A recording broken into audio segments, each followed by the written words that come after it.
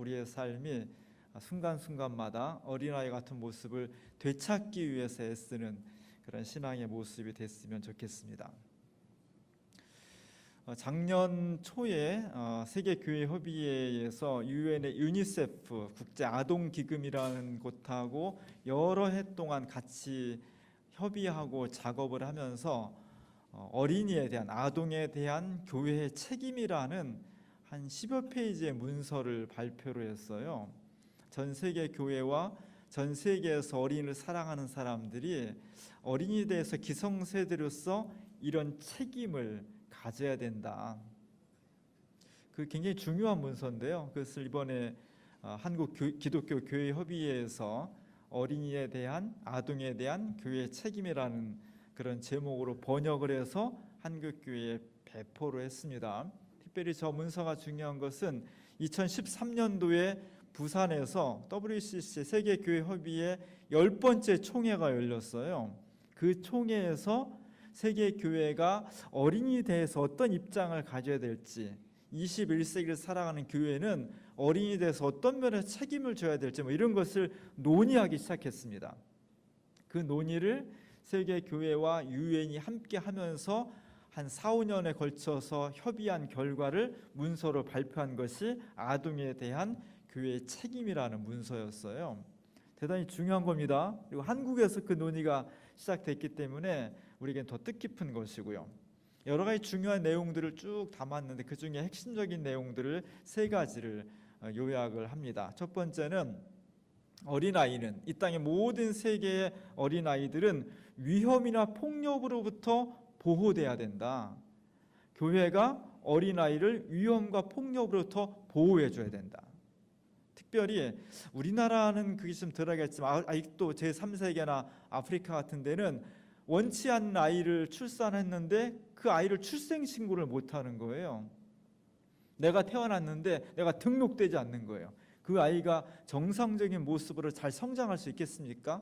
어떤 법적인 권리나 보호도 받지 못하는 거죠. 그래서 교회가 어떤 이유로든지 간 이 땅에 생명을 갖고 태어난 어린아이에 대해서 출생신고를 해야 된다, 이런 것들이 들어져 있고요. 두 번째는 어린이와 청소년이라고 해서 어른의 소유물도 아니고 어른이 마음대로 할 수 있는 그런 존재가 아니라 아무리 어린아이라 할지라도 고유한 자기의 인격과 권리가 있다.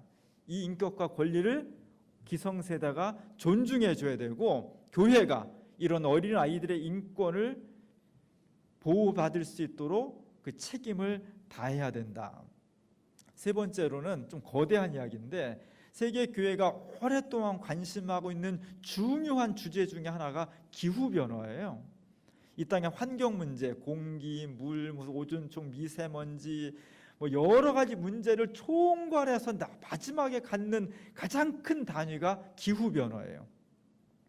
그래서 세계교회는 오래전부터 기후변화의 문제에 대해서 굉장히 큰 관심을 가지고 있습니다. 우리가 어린아이들에 대해서 해야 될 교회의 책임이 뭐냐? 기후변화에 대해서 적극적으로 대응해야 된다. 왜냐하면 온도 1도만 올라가도 엄청난 자연재해가 많이 발생하게 되는데 우리 다음 세대에게 하나님께서 만들어주신 창조 세계를 얼마큼 온전하게 파괴하지 않고 정상적으로 잘 물려줄 수 있냐는 것이 교회가 간직해야 될 아주 중요한 책임이라는 거예요. 그 안에 수많은 소소한 세목들이 있지만 교회가 어린이에 대해서 책임져야 될 중요한 항목들이 이렇게 크게 3가지 범주로 정리를 했습니다. 교회는 여기에 대해서 열심히 해야 돼요. 우리 교회도 그렇고 한국 교회도 그렇고 세계 교회가 어린이날을 맞이해서 다음 세대 어린아이들에게 이러한 일들에 대해서 책임감을 가지고 기도하면서 최선을 다해 성실하게 감당을 해줘야 됩니다.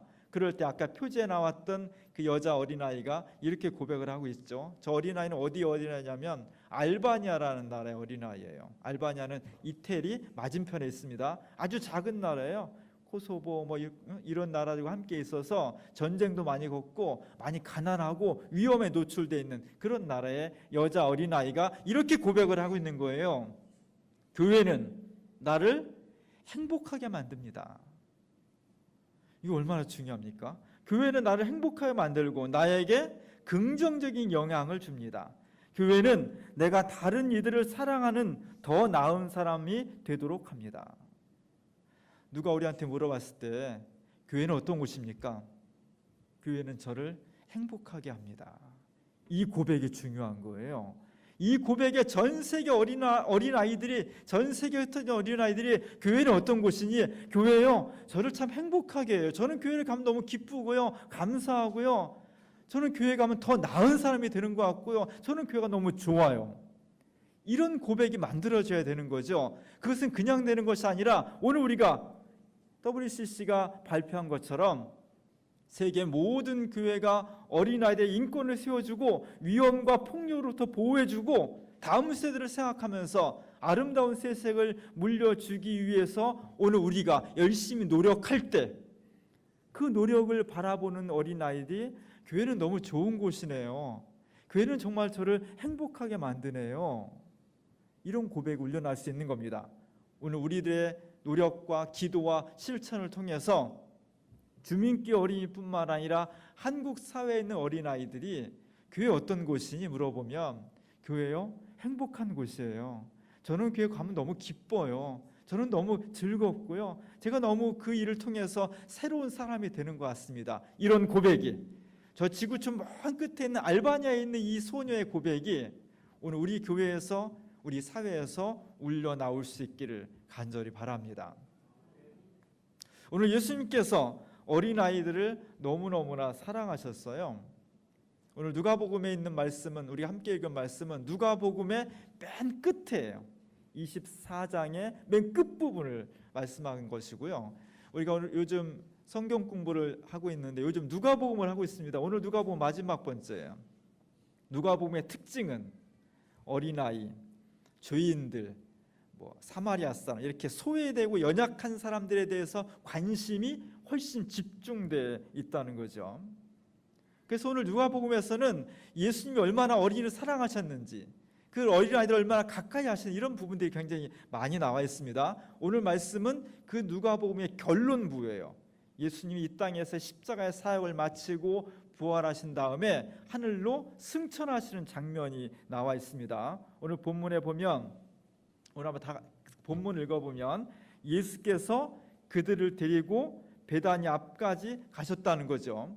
베다니 앞까지 가셔서 제자들이 보는 앞에서 하늘로 올라가셨을 때 제자들이 그 모습을 보면서 크게 기뻐하고 예루살렘으로 돌아가서 성전에서 찬양하고 기뻐하고 모이기를 즐거워하고 그런 그런 일을 했다는 것이 오늘 본문에 기록이 되어 있습니다.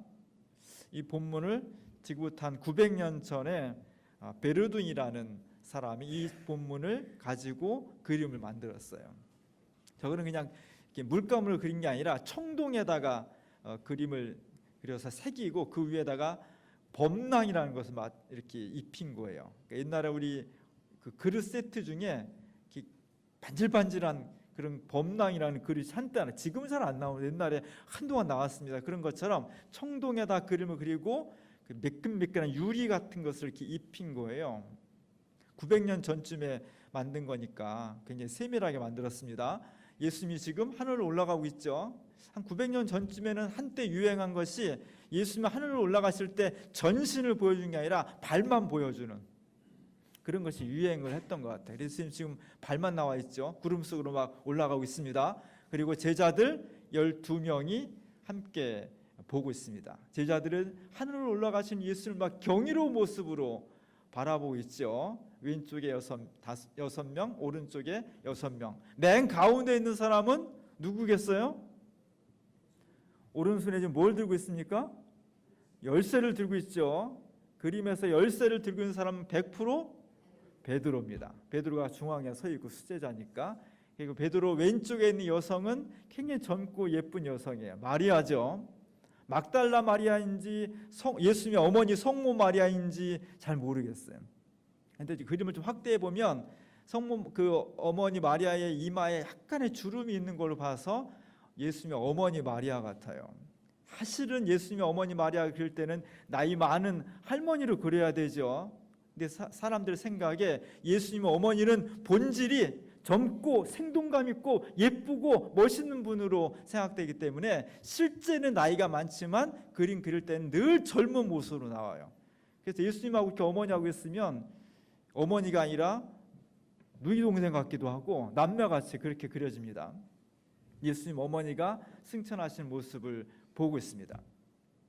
예수님 발처럼 예수님의 제자들의 발도 강건하게 이렇게 뉘었는데 13명의 발을 다 그리려면 다 못 그리겠죠, 화면상. 그래서 많은 사람을 생략하고 몇 명만 그렸어요. 왼쪽 끝, 오른쪽 끝에 있는 발이 화면 밖으로 삐져나와 있습니다.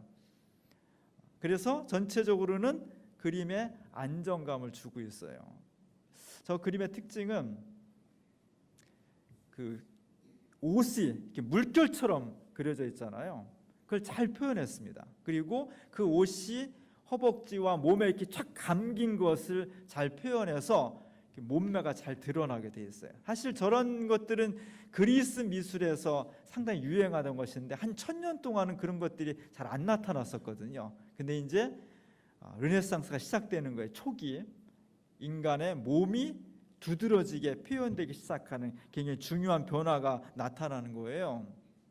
여기서 예수님의 제자들이 예수님의 승천하시는 것을 보면서 너무 기뻐하고 감격하고 그런 모습을 쳐다보고 있습니다.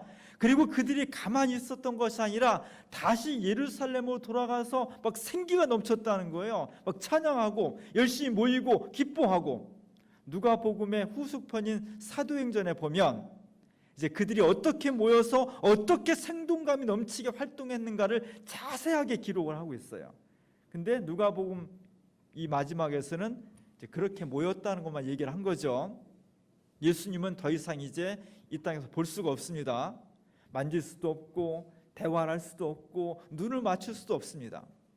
그러나 예수님은 이 땅에서 마지막으로 하늘로 올라가시면서 그냥 올라가신 것이 아니라 이 땅의 그리스도인들에게 아주 중요한 것을 물려주고 가셨어요. 유산으로 남겨놓고 가셨습니다. 그것은 예수님의 승천하심과 동시에 그를 사랑하고 그를 아끼고 그를 추모하는 많은 사람들이 모여서 찬양하고 기억하는 모임. 그게 뭐예요? 교회죠. 예수님이 하늘로 승천하심으로써 이 땅에 남겨진 것이 있는데, 예수님의 유산이 있는데 그것이 교회였다는 거예요. 이 교회의 유산을 통해서 오늘 우리가 예수를 믿게 되고 함께 모여서 찬양할 수 있는 놀라운 역사가 일어나게 된 것입니다. 누가복음에 보면 예수님께서 어린이를 사랑하셨다는 얘기가 굉장히 많이 나와요. 그렇죠? 여러분이 예수님을 사랑하셨다는 예수님의 모습이 당연히 떠오르지, 예수님 애들을 막 혼내고 막 그냥 때리고 너 이마 저리 가 이런 모습은 상상이 안 되잖아요. 예수님 어린이를 사랑하셨고 어린이를 저렇게 기뻐하고 막 즐거워하고 어깨동무하고 놀고 사랑하는, 기도해주는 그런 모습들이 자연스럽게 떠오르긴 하지만 사실은 그것이 지극히 당연한 건 아니에요. 왜냐하면 예수님은 너무 큰 문제를 가지고 씨름하셨거든요. 평범한 한 청년이 아니라 이 땅 인류 전체의 구원, 어떻게 하면 우리가 죄로부터, 죽음으로부터, 불의로부터 우리가 해방되고 구원받고 온전한 인생을 살 수 있을까? 인간 전체가, 인류 전체가 이런 문제를 가지고 고민하셨기 때문에 사실 사소한 애들 하나하나 이런 것까지 신경을 쓰실 여유가 사실은 없었어요. 오늘 우리가 사회를 살아가면서 민족의 해방과 통일과 그리고 노동자의 해방과 인권과 평등, 이런 거대한 문제를 가지고 살아가는 사람이 사소한 문제 이렇게 하기가 쉽지가 않습니다. 오늘 예수님은 인류 전체 문제를 가지고 씨름하셨기 때문에 어린아이들 한 명 한 명 돌보고 사랑해주고 쓰다듬어주고 뭐 그들을 기도 이렇게 하기가 사실은 쉽지가 않은 거예요. 근데 오늘 예수님께서 어린아이를 정말 사랑하셨고 그들을 축복하셨다는 것이 복음서의 여러 곳에 나옵니다. 얼마나 다행스러운지 몰라요. 그렇기 때문에 오늘날 교회는 지극히 당연하게도 아이들을 영접하고 그들을 소중히 여기고 그들의 교육과 신앙을 위해서 애써야 된다는 것을 우리의 신앙의 당연한 모습으로 자리 잡을 수 있게 된 것입니다.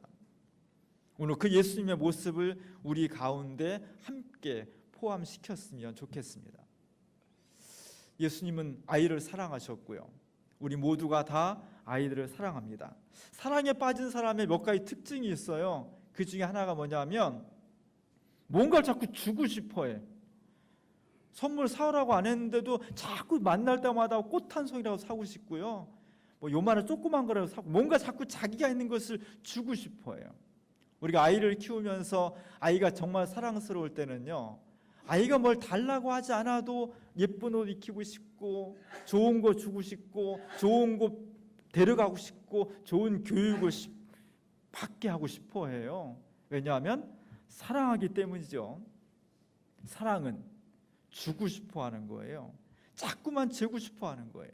그래서 예수님께서 이 땅을 떠나시면서 제자들을 사랑하셨기 때문에 그들에게 무언가를 주셨어요. 그 주신 것이 교회예요. 제자들이 모여서 함께 찬양하고 함께 사랑하고 함께 그리스도의 복음을 논의하고 그런 공동체 조직, 그런 공동체 모습, 이것을 유산으로 주신 거예요. 우리가 사랑하는 자녀들에게 뭘 줘야 될까? 여러분이 자녀들을 사랑하지 않는다면 안 줘도 돼요. 근데 사랑하잖아요. 뭘 줘야 될까?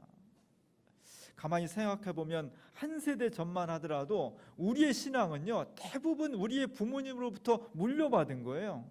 저도 모태신앙이에요. 내가 교회를 다니고 싶어 다닌 게 아니라 내가 원하지 않았는데도 우리 어머니가 뱃속에서부터 교회를 다니신 거예요. 저도 그냥 어렸을 때부터 습관적으로 다닌 거예요. 그게 너무 소중해. 어떤 때는 억지로 가기도 했고요. 어떤 때는 엄마 손에 이끌려서 그냥 가기도 했고, 뭐 습관적으로 그렇게 간 거예요.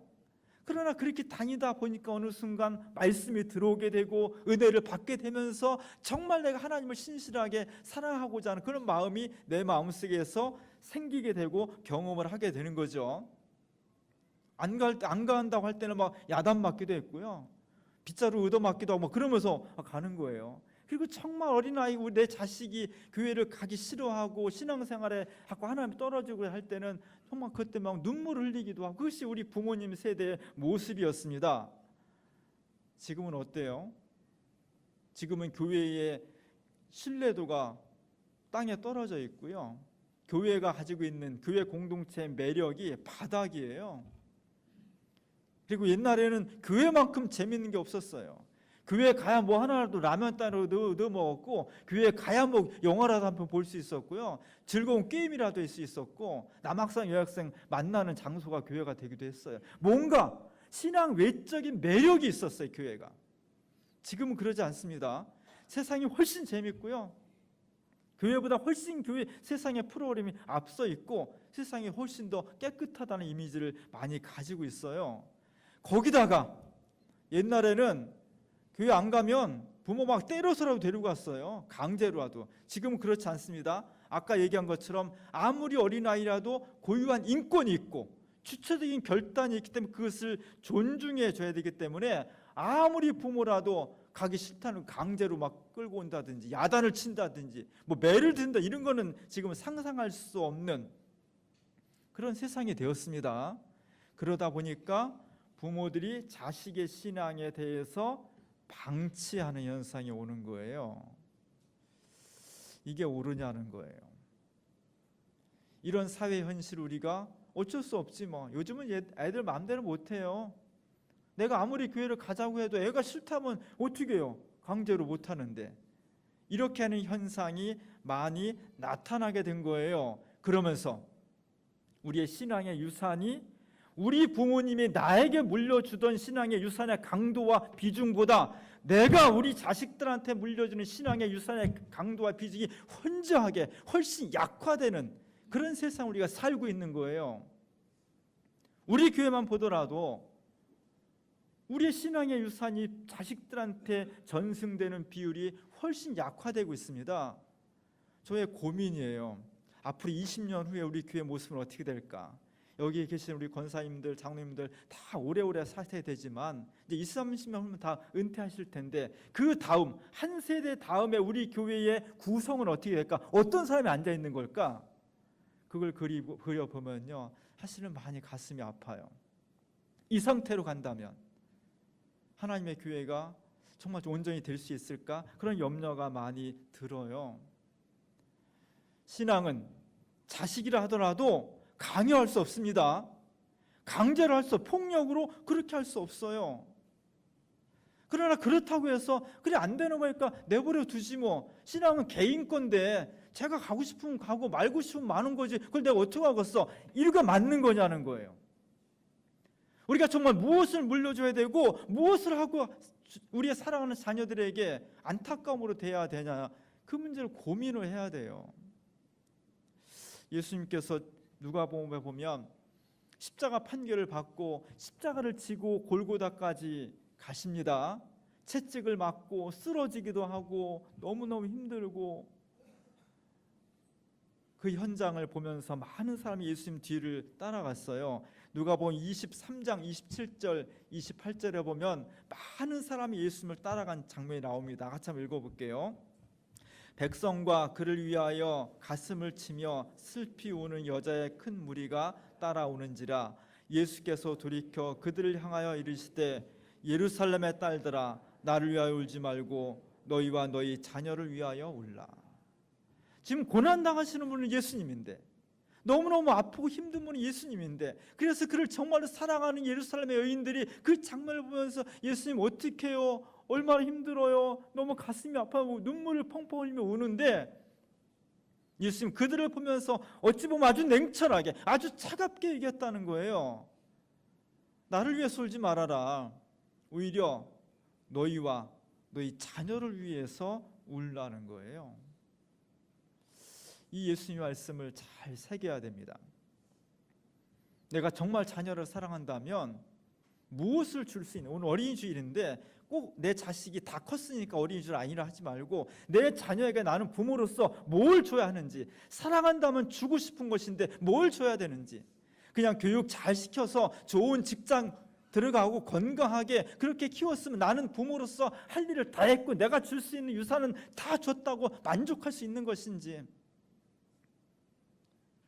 우리 아이가 건강이 잃어버려지면 너무너무 가슴 아파하고 학교에서 성적 떨어지면 너무 분해가지고 막 어찌할 줄 모르면서 왜 신앙에 대해서는 그렇게 관대한 것인지, 우리가 물려줄 수 있는, 내가 가지고 있는 많은 것 중에서 우리 자식에게 꼭 물려줄 수 있는 1순위가 건강이나 자산이나 아파트나 돈이 아니라 정말 하나님 앞에 내가 인생을 어떻게 살아야 될지, 구원에 어떻게 이루어야 될지를 간직하는 이 신앙의 문제를 내가 자식에게 제대로 물려주지 않고도 우리는 정말 편안하게 살 수 있는 것인지,